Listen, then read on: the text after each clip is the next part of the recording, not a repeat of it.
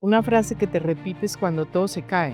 No excuses, no regrets. I say that to myself a lot because it is like you could fail and then find a bunch of reasons to say why you failed. El cine para ti en una palabra. It sounds a little cheesy, but I'd have to say it is life. Life. Cinema is life. Through all the different walks of life, like you can watch a movie from Korea and you'll learn something about that person or that culture that there's no way you would have known.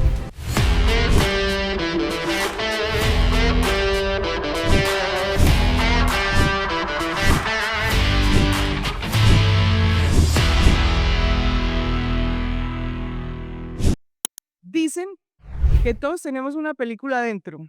Hoy vamos a descubrir cómo se hace realidad, con quien convierte ideas en escenas inolvidables.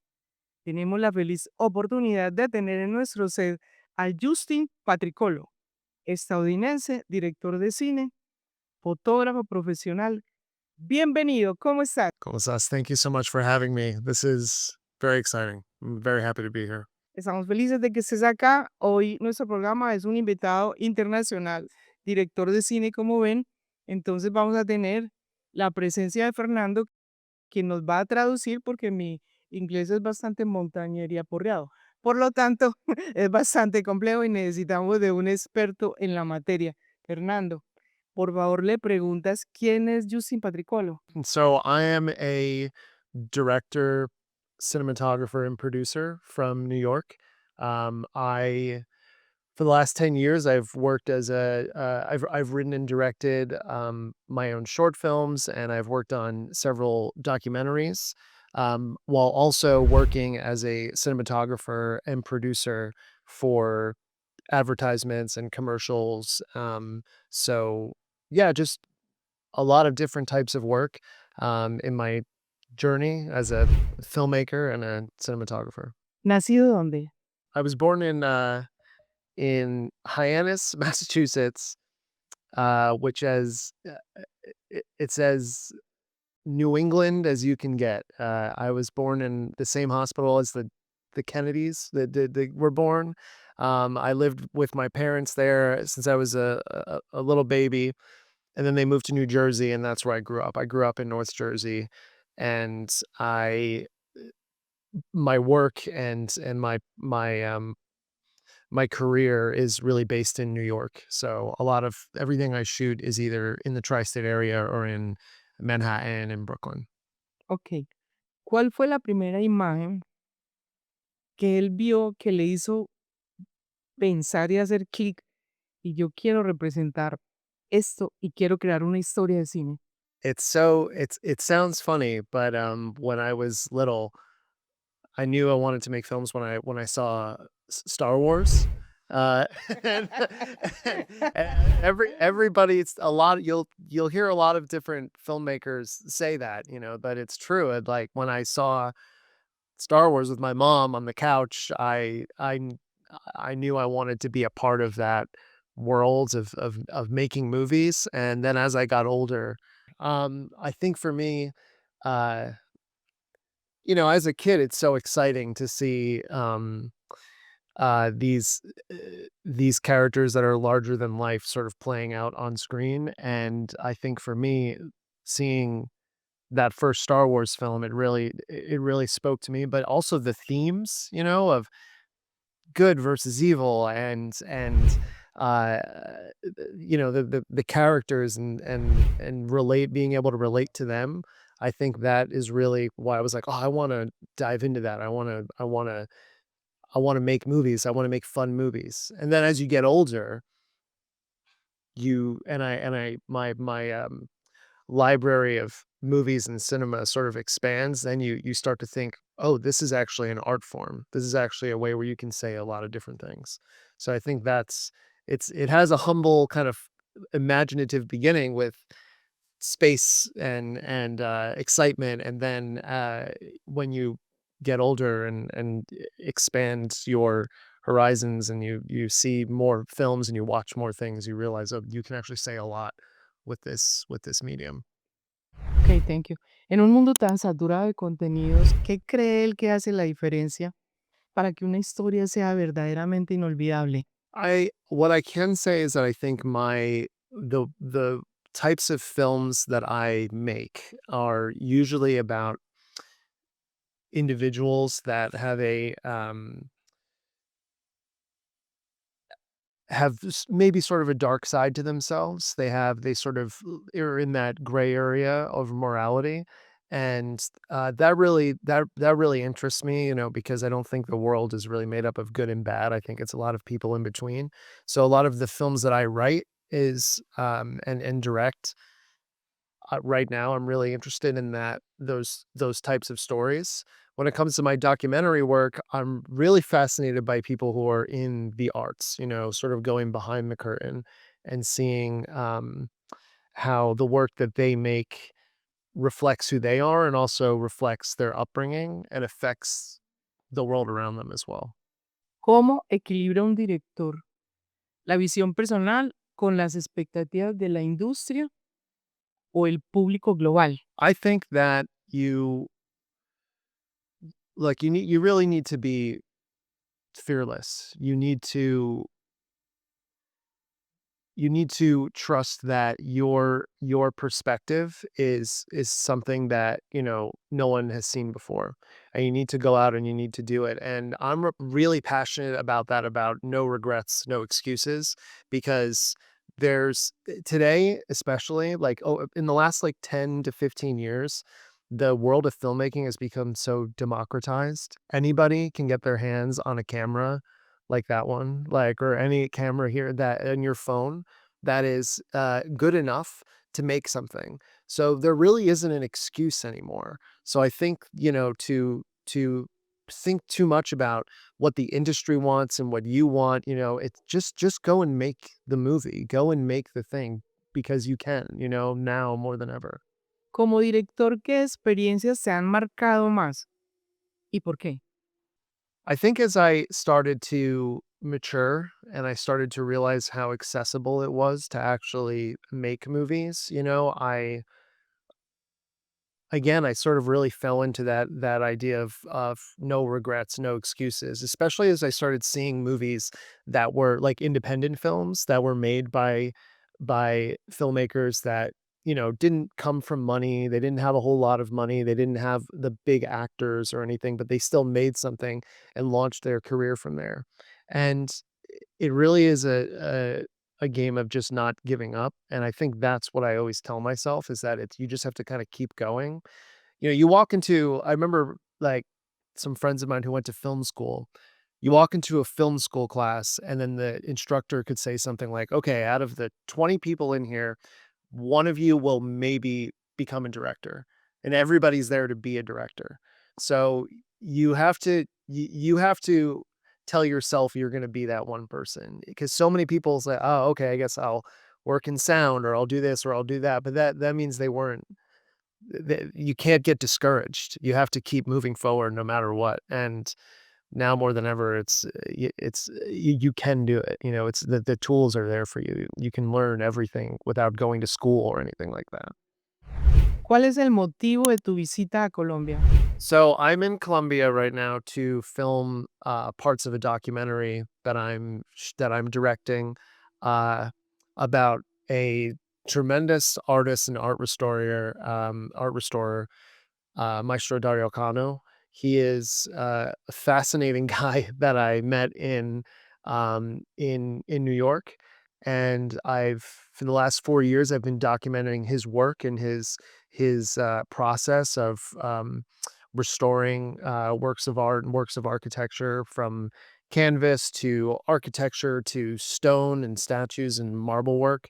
And now I've been getting deeper into his life and trying to build a true portrait of him in a feature length documentary. So I figure, one of the big missing pieces would be his home in Envigado and in Colombia. So I'm here for the next week as his shadow, filming him and um, soaking up as much of his home life as I can. Aplaudo que esté en Colombia haciendo el documental del maestro Darío Cano, que es un hijo de Envigado y un orgullo nacional para Colombia. Yeah, the more that I've gotten to know him, the more honored I feel to sort of be invited into his world and how his life and his work is intertwined with the history of Colombia and his life is very much, runs parallel to the history of Colombia, and the art world and the expression and all the beautiful things about this country. So I think a big part of the documentary is going to be about Colombia as much as it is about Mastercano, like through his perspective. And being here, this is my first time in Colombia.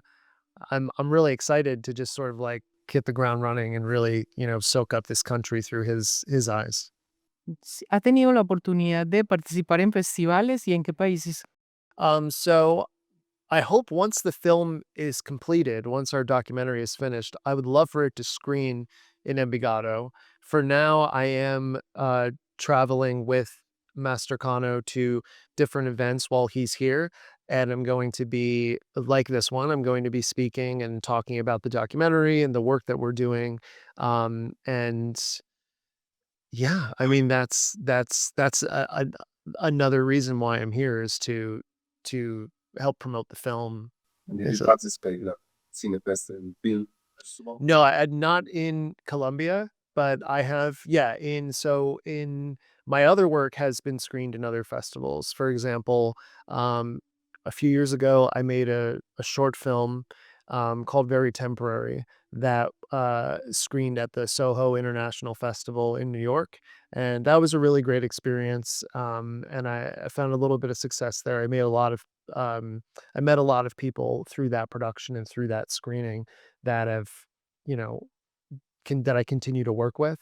And a lot of the films that I produce have, through my production company, Buck and a Quarter, are also being screened at festivals in the United States. So yeah, we've got a lot of stuff that's sort of making its way through the world of film festivals and things like that. De las películas que ha visto, ¿cuál le hubiese gustado haber dirigido? That's a tough question. I don't know, man. I mean, ugh. I'll only ever wish that I was the director of my own movies.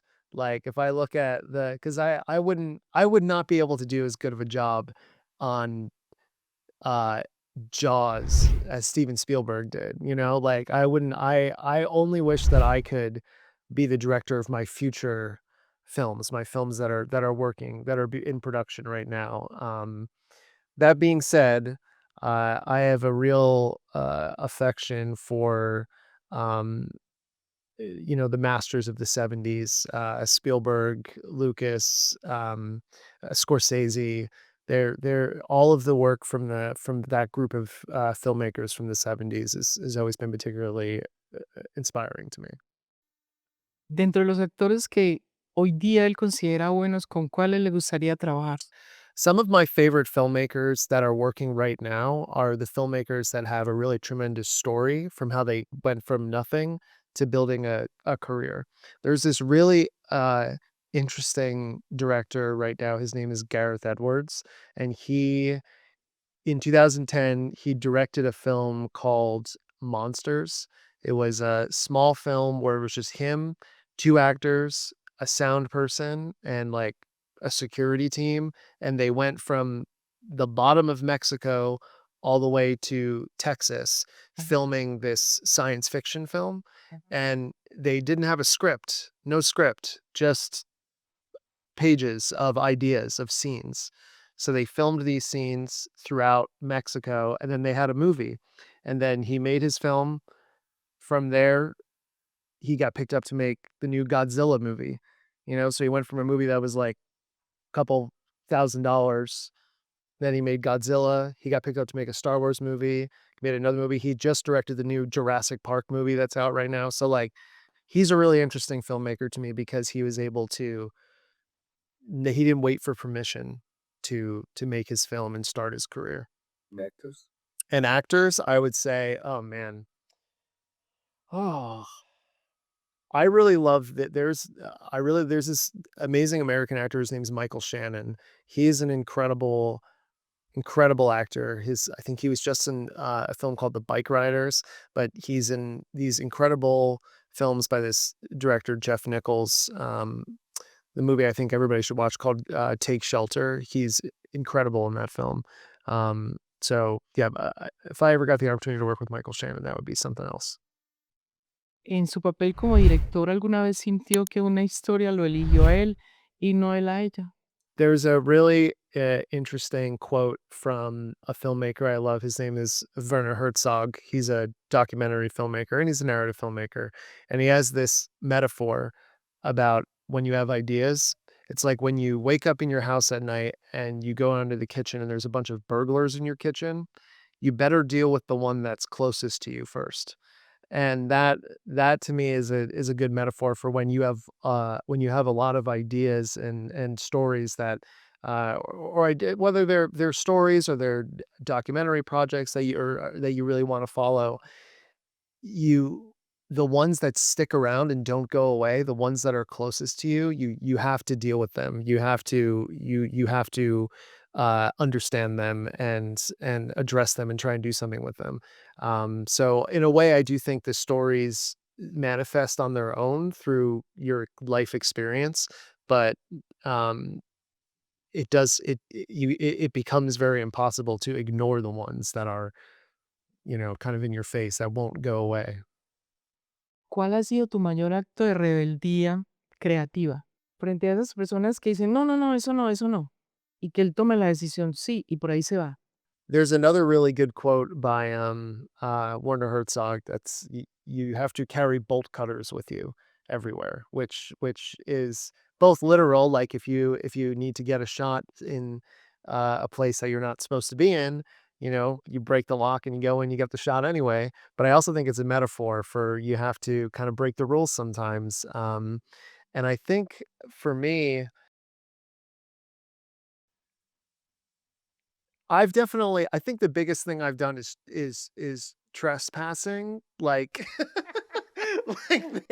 like like you're not supposed to be here, you can't film this, I think that's something that I've gotten braver about, is like, well, I'm gonna get this shot anyway until someone tells me no, slaps me on the wrist, tells me to go away, but I think that's as a yeah, like you have to there's a guerrilla element to it, like, especially documentary filmmaking, like, go and get the shot, go in there and get it, don't and if someone yells at you, then you either deal with that or you run away or you bribe them. Si el cine fuera una persona, ¿cómo la describirías y qué le dirías hoy?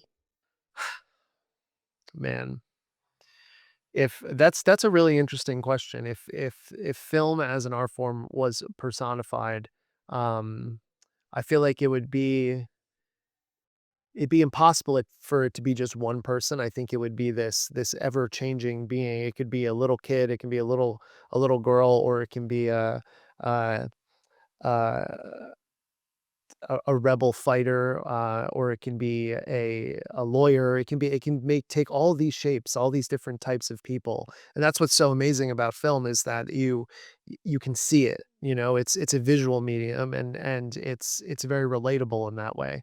So I feel like maybe in a way if film was a person, it would it would reflect what you think film is, it would take the shape that is most relevant to you. So I think that's a personal question for everybody, and for me, I don't know, maybe it would be like it'd probably be like my parents because they showed me the movies that I liked when I was a kid, so they would probably take the form of my mom and all like the fun, like like like Star Wars and the Spielberg movies, and then my dad more serious, like the Scorsese films and things like that. So I think for me, that's what if it was a person, it would probably take those shapes for me, and that would just I guess that's like a metaphor, I guess, for the type of the entryways I had. 10 preguntas cortas. Una película que te salvó. A movie saved my life. Oh, man. Yeah. That's really interesting.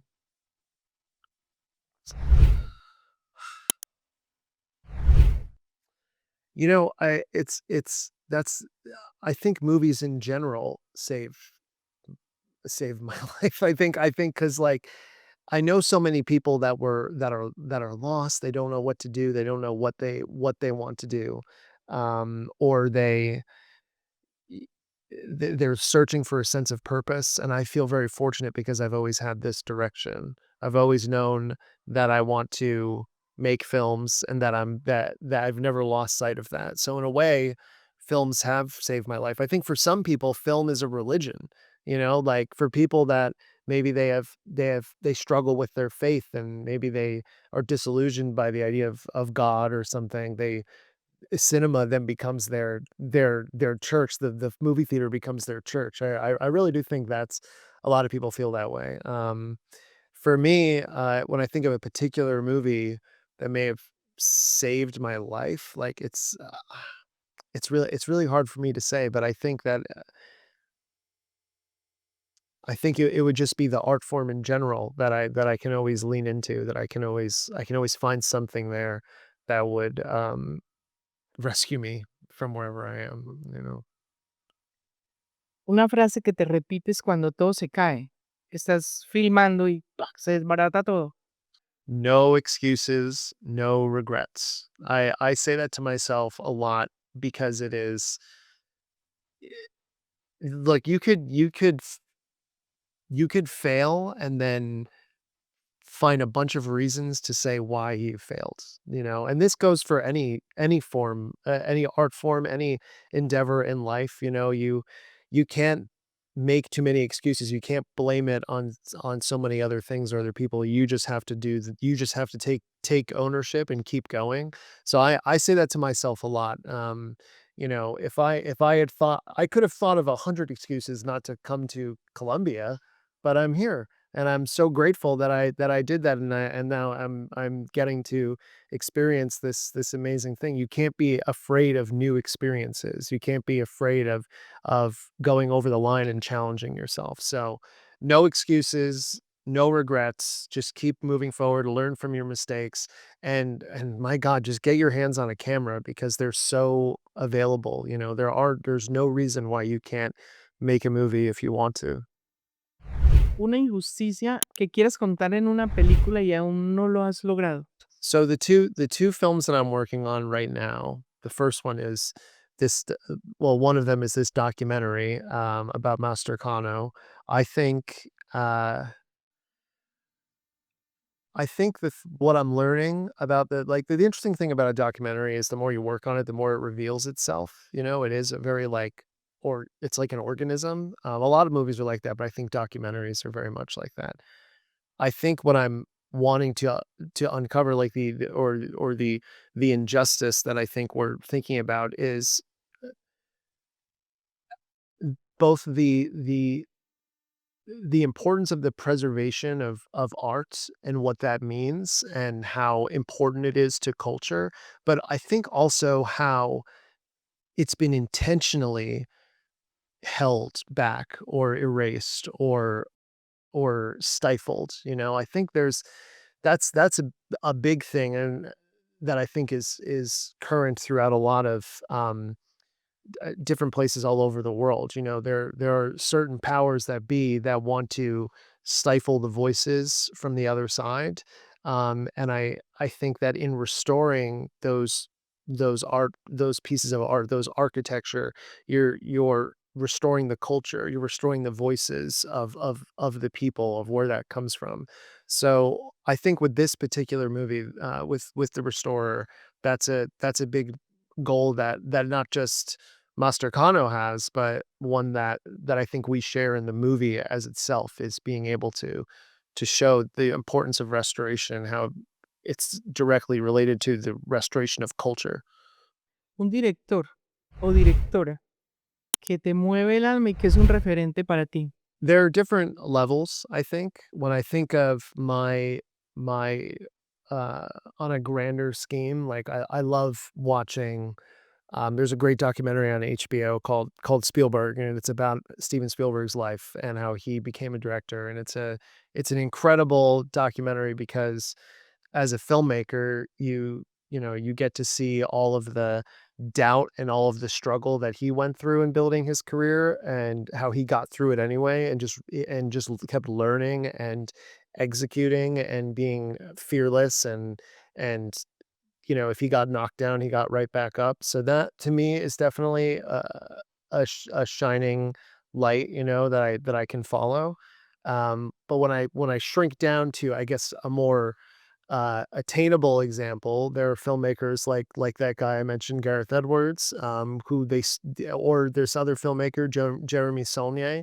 He's a wonderful American filmmaker that he made a movie with a for $3,000 camera in 2013, then it went to the Cannes Film Festival, and then his career was launched from there.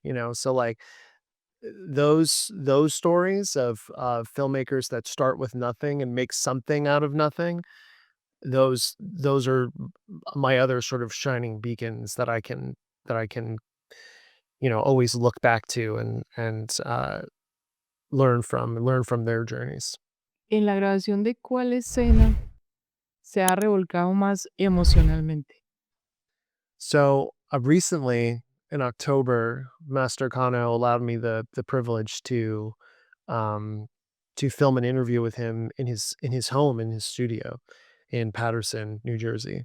And, the amazing thing about, uh, interviewing someone who speaks a different language than you, when you're there on the day, you only understand about a third of everything they're saying. You might even be experiencing this with me right now. So, but then you go back and you translate all of that interview, and all of these beautiful pieces that you missed are revealed. And in translating Master Kano's um, uh, story of his life that he recounted to me, and I'm still learning more, but I think the emotion that you get of like, wow, I totally like that's an incredible story about his sister, or his journey to London, or some of the beautiful things that he witnessed, and also some of the tragedies that he witnessed even right here in Colombia. Like, I think the feeling of just sitting in an editing bay in a quiet little room and translating and then seeing the stories sort of come to life, it's very emotional. And it is kind of you think, because you have this language barrier, that you're at a disadvantage, but there is something special about that. It's like getting a present wrapped, and then you bring it home, and then you unwrap it, and then you see what's inside. And I think that's been a very emotional kind of fun thing to do with this documentary. ¿Qué tipo de película le gusta más grabar? ¿Con cuál se identifica más? So I think when I sit down to write a script and direct a film, like right now I'm directing my first feature narrative film in spring 2026 is when we're planning to shoot. It's a thriller, uh, but it's also a treasure hunt movie. It's called Leave No Path, and it's where most treasure hunting movies end, where you finally unearth the prize and you get the thing that you've been searching for. That's just where our movie starts, and it's about what happens to this character afterwards. And it is sort of this genre blend of, like, yeah, it's a treasure hunting movie and there's a sense of wonder there, but it's also a very gritty, realist character thriller, like a quiet thriller. And I think that type of movie really speaks to me right now. Um, like a blend of something fantastic and like I said, like a sense of wonder, with but grounding it in a very realist, quiet, character driven story. That really speaks to me right now, and that's what we're doing with this film, Leave No Path. El cine para ti en una palabra. That's a good question. It sounds a little cheesy, but I'd have to say it is life. Life. Cinema is life, because you through all the different walks of life. Like you can watch a movie from Korea, and you'll learn something about that person or that culture that there's no way you would have known. And then they could watch a movie from a young filmmaker in Texas, and now they understand something they don't know, that they didn't know about. So it is a way, it's a dialogue, it's understanding, it's a way to share life in some ways a very exciting way, in other ways a very tragic way. But that's what life is. Sometimes life's exciting, sometimes it's tragic, sometimes it's beautiful, sometimes it's ugly. So I think cinema is the as close as we can get to translating a life. So cinema is life. That's what I would say. Thank you. En el último reporte que miramos, este podcast se ve en 38 países y en 138 ciudades del mundo. ¿Qué consejo le daría a todos esos jóvenes que nos están viendo sobre su profesión? ¿A qué en especial se tienen que dedicar? ¿O cuál es la invitación que les hace? Watch movies. Like literally, like I think that you need to watch as many movies as you can, if you want to be a filmmaker. I mean, I'm still on my journey, and I'm discovering new stories and new filmmakers all the time. And it doesn't mean you just have to watch the newest stuff. Watch old stuff that you didn't know about. Like just consume and spend as much time as you can learning and watching movies and find the ones that are really meaningful to you, and then don't hesitate. Like, don't wait for permission to make something. You don't have to anymore. Like maybe 25 years ago, 20 years ago, it was harder, but now cameras that you can get off the shelf, you can buy them used, they're affordable, and you can make entire movies on those cameras. So watch movies and don't wait for permission to make your movie. Quiero darle las gracias de manera muy especial por aceptar esta invitación. Sé que es una persona muy comprometida, con muchos quehaceres. Haber viajado a Colombia y separarnos de este espacio es un gran honor para De Cero al Cosmos que esté aquí con nosotros. Thank you very much. Thank you. Thank you so much. I'm so honored to be here, and I really appreciate all this. It's wonderful.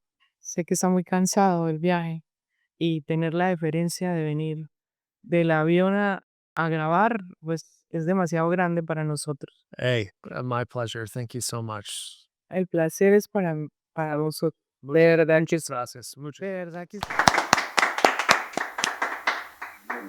La fotografía es verdad y el cine es la verdad 24 veces por segundo. Querida comunidad, infinitas gracias por acompañarnos. Gracias mil por ese gran apoyo que nos brindan al comentar, al suscribirse al canal.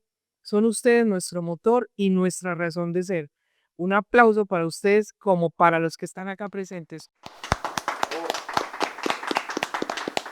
Si alguna de estas historias le ha resonado contigo, si encontraste respuesta a esa pregunta que no le habías encontrado la comba, si sientes que te dio la energía y que te dio la chispa, que encendió la chispa que te permite crear esa idea que tenías ahí y que no habías desarrollado aún, entonces considera la posibilidad de comentar, de darle like al canal, de suscribirte, de compartirlo con tu comunidad, con tu familia y amigos. Recuerden, De Cero el Cosmos fue creado absolutamente para todos y con esa idea de transformación personal, tanto interior como exteriormente. Que podamos comunicarnos todo el tiempo.